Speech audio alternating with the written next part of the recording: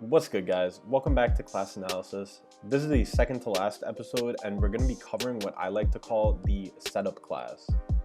This class is basically just zoners that can use some kind of special item to give them more options. Some examples of these are Villager's Lloyd and Tree, Zelda's Phantom, Bowser Jr.'s Mecha Koopa, and Isabelle's Planted Lloyd. Some other examples of characters I put in the zoner class but have an item like this could be Snake with a C4, Link with his remote bombs, and Pac-Man with the fire hydrant. The main purpose of these items is that they give you an opening to approach or put extra pressure on your opponent while you're still able to act. Let's get into some pros and cons of this class. So when we look at the pros and cons, it's going to be really similar to the zoner class with a few slight differences. Some pros are that you have an item that puts pressure onto your opponent. This is usually an item that you can act while you have it out, and this makes your opponent have to constantly think about the item, and it adds a new dimension to the fight. Another pro is that it gives you a more dynamic playstyle.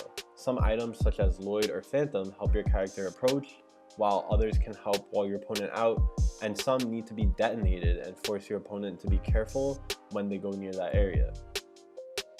Some cons are that your effectiveness greatly decreases without your setup item. This basically means you almost always have to have it out, and you will be much more restricted without it.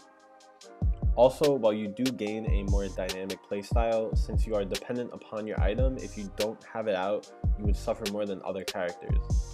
This sort of makes the matchup against zone-breaking rushdown characters even harder for setup characters, since it will take them time to get their item out. So that's it for the pros and cons. Most of these characters are also known as zoners, but some can still pack a punch up close and use their setup item in order to safely approach you. Let's take a look at how to maximize their gameplay. So the first thing you want to know is what your setup item is used for. For example, Villager's Lloyd can be used to recover, approach, or to pressure from afar. Isabelle's Lloyd is more used as a trap similar to Snake's C4, but she could detonate it, or it could also go off automatically. So this makes someone scared to approach from high or below because they could either step on it or you could detonate it and it flies up, practically blocking off an entire area. Zelda's Phantom is good to either edgeguard or approach, and Bowser Jr.'s Mecha Koopa is basically just constant additional pressure. Being able to use this to your advantage is basically what being a setup character is all about. So since this class is so similar to the zoner class, I really recommend checking out the zoner video. I don't want to be redundant and repeat all the same things from that video, so just look at it after this one or right now. The big difference is just that this class has the item gimmick that is actually really useful and is what really separates the two.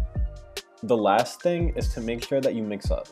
If you use your item the same way each time, your opponent will be able to react to it and it will become much less effective.